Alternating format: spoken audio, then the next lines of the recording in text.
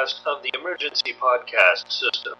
Had this been a real podcast, you would leave edified and entertained. Hey folks, welcome to the Emergency Podcast System. I'm your host, Pete Cantillon. It's been a few weeks since we've recorded a podcast. This is actually episode 9, believe it or not. It's shocking I've even been able to come up with 9 different ideas so far. Anybody who's listened before knows that what we do here at the Emergency Podcast System is pretty varied. There's no real theme. The theme is that there is no theme. We're going from subject to subject each week, and I'm giving you some thoughts and ideas, basically just sharing what's been bouncing around in my head, so it can bounce around in yours. It's been busy for the past several weeks. That's one of the reasons why I have not recorded a podcast. My daughter recently got married in what might have been the most perfect wedding that I've ever been to, except my own. And it was beautiful. It was an outdoor setting. The weather couldn't have been better. And of course, it was my daughter, and she married a wonderful young man. So we're excited. Our family grew a little bit, and my daughter is now married. So spectacular stuff. That was great. Also, what's been keeping us busy is that Hallmark is filming a movie in our little city.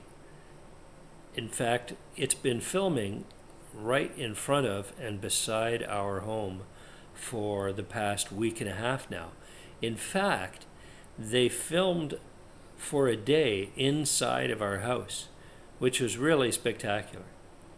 The film is based on a book by Beth Labonte. Beth, I apologize if I've pronounced your name wrong. And the film is called Pumpkin Everything. In true Hallmark fashion, it's a bit of a love story. Follows our protagonist, Amy Fox, an up-and-coming horror author from New Hampshire, Autumnboro, New Hampshire. That's the setting that my little city of Morden, Manitoba gets to play. And the scene is set right at the beginning of the movie. In fact, the opening scenes of the film, which are the opening parts of the movie, were filmed in our house. And because our house is the main character's home in Philadelphia. She has a brownstone in Philadelphia. The insides, the internals of our home are the insides of her home. I'm sure for the outside, the exterior, they'll film a brownstone in Winnipeg or something like that. So at the beginning of the scene, the author, main character Amy, receives a phone call from her mom. It goes something along the lines of, "Hey, I'm calling to let you know your grandfather just drove through a Dunkin' Donuts." To which Amy, quite kind of annoyed, responds, "This is not a big deal. People drive through donut stores all the time." To which her mother, who is the one who called her, responds, "No, you don't understand. Grandpa drove through a Dunkin' Donuts." And so this is the trigger for the plot to ensue. Grandpa is starting to deal with age-related illnesses, and Amy has to return to her small town to deal with things related to her grandfather, who owns the family home, as well as the business, Pumpkin Everything, which is the name of the book. And well, in her hometown, she runs into a past love that relationship didn't go so well initially, which drove her out of the town. Now she's back, and you can imagine what happens. This is a Hallmark movie. And so our city is festooned with fake autumn leaves and various decorations and pumpkins and things like that. And it's been pretty cool. It's really neat to have them film in our house and to see the setup and stuff like that. Anyways, that's not what this is about, but I wanted to give you a sense of why things have been delayed for as long as they have. It's just been busy. I haven't had much of a chance to take a break or really relax. Every weekend has been filled with something. And so during the week, I'm working, and it just hasn't been much time to settle in and come up with this podcast. So what are we talking about today? I want to talk to you about jazz. I want to talk to you about that musical art form which is uniquely American, rising up out of the unique Black American experience and becoming something unlike any other art form from a musical perspective that came before it and has come since, although it has certainly influenced numerous other forms of music, pop, rap, hip-hop, you name it. Jazz has influenced it to some degree or another. And I suppose some would suggest that maybe jazz has some influences from classical music. It's tough to decide, depending upon who you are, if Gershwin is jazz or classical, modern classical. There's a little both going on in there.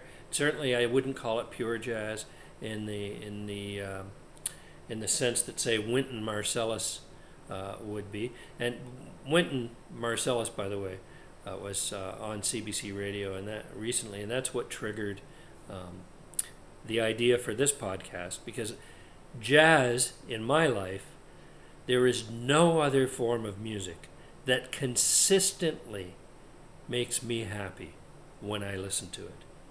There's just something about jazz that brings me joy. Jazz is joy. Jazz is happiness. Jazz is light and uplifting, and you can give it all kinds of positive adjectives. But the key here, the key is that they're all subsets of what I think is the main theme that runs through all of jazz, undergirds it, and provides its foundation. And that is freedom. Jazz is about freedom. The way the music flows, the way the musicians create space and flow through different sounds, how the instrumentation interacts with one another, how the music interacts with us at an emotional level. It's so free, it's so freeing that I can't think of a better way to describe jazz and the effect that it has, certainly on me. Now, I'm not one of these encyclopedic memory types. I don't often attribute and remember artists' names to the art that they create that I enjoy. And so with jazz, I don't have a voluminous pile of information and content. I'm not an expert on jazz. It's just something I love. I was pleased to be able to host a jazz night for Vinyl Night at Rendezvous, a local pub. I periodically will play albums there, and I do it because it's a theme that they like and it brings in some people. And mostly I just do it because I get to listen to my music and I get free beer. So it's a good deal for me. And if anybody else enjoys it, even better. Jazz like Dave Brubeck, Wynton and Branford Marsalis, Gershwin, who I consider a jazz, at least a jazz influence or influenced by jazz. These kinds of musicians are just so powerful for me, and when I put them on, it really transports me, and I wonder if other people feel the same way. I think they do, and but as I've talked to people, certainly the feedback I've received from them when it comes to jazz is generally positive. Although jazz in pop culture, in sitcoms and various other things, can be made fun of. You watch The Simpsons, and there's nothing that Lisa's family hates more than listening to her blues or jazz. Drives them nuts. And there are other takes on that. It's certainly an art form that isn't everybody's taste. It's not repetitive like rock, and that's one of the foundational attributes of rock, is this repetition. It's something that people can rely on, they can memorize, they can hum to, they can dance to. It's one of the reasons why rock and pop are so popular, because there's this repetitive, constant replaying of a rhythm and a sound. Jazz is the opposite of that in so many ways, and I think it frustrates people because it can be difficult to know where jazz is going except up. I think another reason why I don't memorize the names of some of my favorite jazz musicians is that that jazz as an art form, as a genre of music, is like one song. It's like one great song that started with the beginning of jazz in the 1800s and continues to this day. And periodically, different musicians step in to take the lead and conduct the orchestra or the band and bring a different flavor and a different sense to it. Or they may fuse different sounds, Latin rhythms, hip-hop, rap. But ultimately, jazz, to me, is just one great, endless, life-reflecting, happy, freeing, orchestral movement that will never stop until jazz stops. And jazz won't stop until people stop. Now, there's that the counterpoint to jazz and the freedom theme is also a deep, deep sense of hopefulness. Jazz is not the blues. The blues speaks to something a little more, a little more sad and experiential in a darker way. It is jazz, like blues, is honest. It's emotionally honest, but it's always looking forward. It's always looking up. Blues often is looking back, and in a sense of mourning and regret or anger, and still just as honest. I think they may be two sides of the same coin, light and shadow of the same image. And they do interact with one another.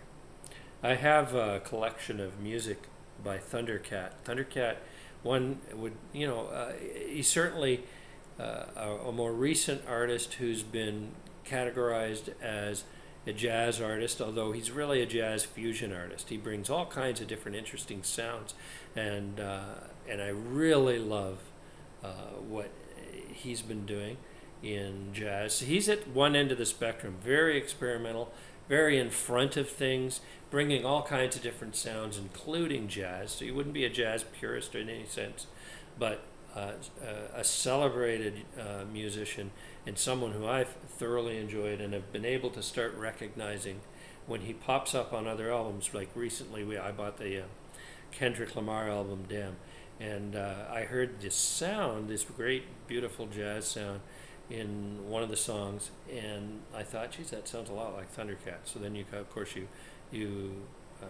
Spotify or you Shazam it and you look at the details, and Thundercat was a guest on that particular song. So it's nice to be able to recognize that stuff and to hear jazz when it pops up in different places and lifts up the music that it's a part of.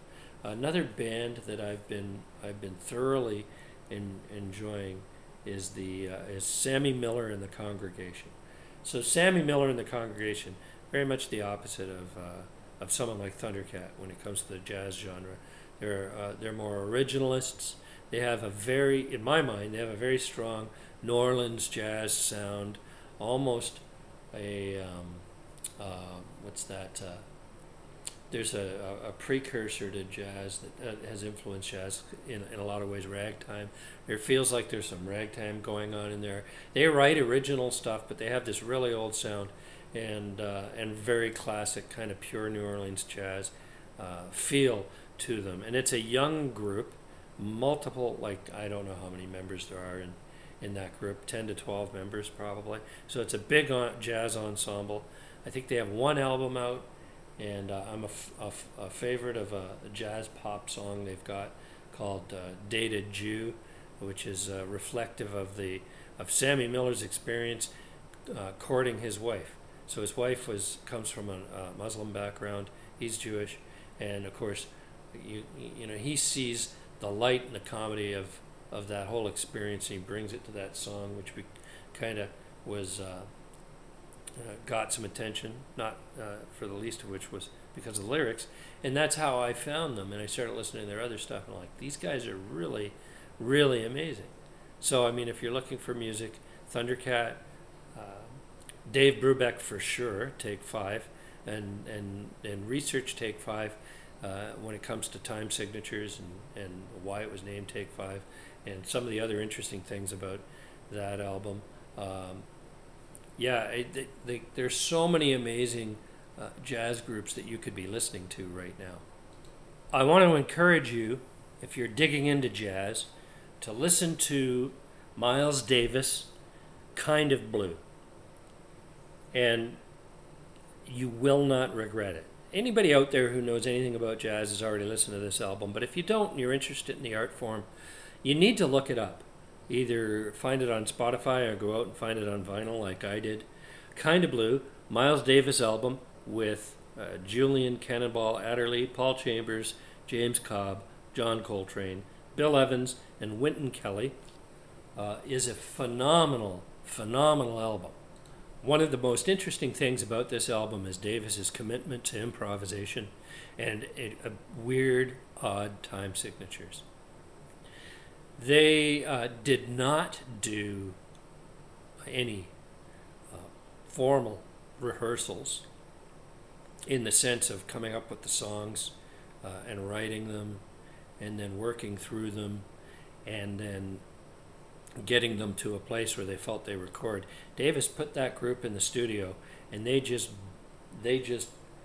weight-lifted their way through some incredible improvisations across the set that came out of that recording session. And by all accounts, it was an incredible experience. Brutal, some of the people who were involved might say, and speaks to, again, that key, pure theme of freedom and unconstrained aspects of jazz.